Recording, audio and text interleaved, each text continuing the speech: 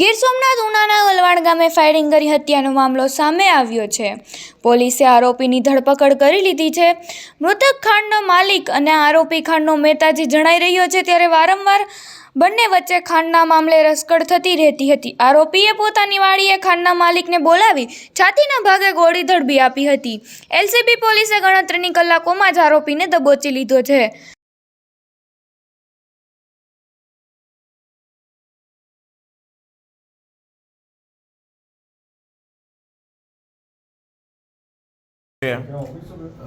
નવા બંદર પોલીસ સ્ટેશનનું ઓલવાણ ગામ છે।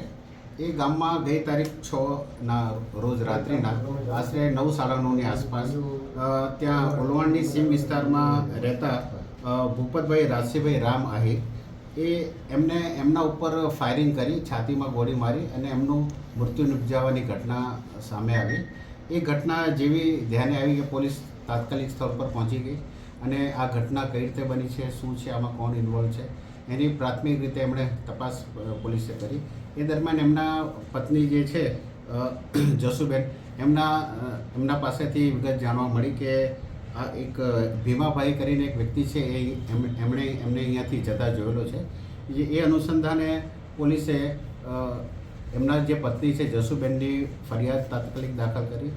જે ફરિયાદ પોલીસે નવા બંદર પોલીસ સ્ટેશન ખાતે આઈપીસી કલમ 302 અને આર્મ્સ એક્ટ મુજબ ગુનો દાખલ કર્યો અને એ ફરિયાદના આધારે જિલ્લા પોલીસ વડાશ્રીની સૂચના અને માર્ગદર્શન મુજબ એલસીબીના પીએસઆઈ વોરા અને એની ટીમ તેમજ સ્થાનિક પીએસઆઈ અને એમની ટીમો આરોપીને પકડવા માટે કાર્યરત થઈ અને એ દરમિયાન એલસીબીના પીએસઆઈશ્રીને માહિતી મળતા તેમણે આ જે શકમંદ આરોપી હતા ભીમાભાઈ કરશનભાઈ ગઢવી એને રાઉન્ડઅપ કરેલ અને રાઉન્ડઅપ કર્યા બાદ તેની પૂછપરછ કરતાં આ ઘટના એમણે પોતે જ કરેલી છે એવું એમણે સ્વીકાર કર્યો હતો। કારણ શું? આરોપી જે ભીમાભાઈ કરશનભાઈ ગઢવી એની પૂછપરછ દરમિયાન એવું જાણવા મળ્યું કે 3-4 મહિના પહેલાં આ જે ભૂપતભાઈ આહિર છે એની પથ્થરની ખાણ હતી અને એ પથ્થરની ખાણમાં પોતે મહેતાજી તરીકે કામ કરતા હતા અને એના હિસાબ બાબતે એને 3 થી 4 વાર અગાઉ માથાકૂટો થઈ ચૂકેલી હતી, જેનું મન દુઃખ રાખી અને એને આ મનમાં લઈ અને એણે આ ઘટનાનો અંજામ આપ્યો છે। હથિયાર આ ઘટનામાં એક દેશી બનાવટની પિસ્તોલનો ઉપયોગ થયો છે। એ પરવાના વગરની હતી અને એની પાસેથી પોલીસે એ મુદ્દામાલ તરીકે કબજો કર્યો છે, તેમજ બીજા 4 જીવતા કાર્ટિસ પણ પોલીસે કબજે કર્યા છે। એવું છે કોઈ પ્રાથમિક માહિતી મળી છે?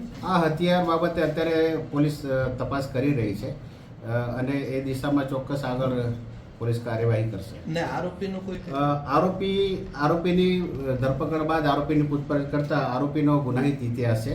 આરોપી વિરુદ્ધમાં પોરબંદર અને જામનગર જિલ્લામાં અગાઉ આર્મ્સ એક્ટના એક ગુના દાખલ થઈ ચૂક્યા છે।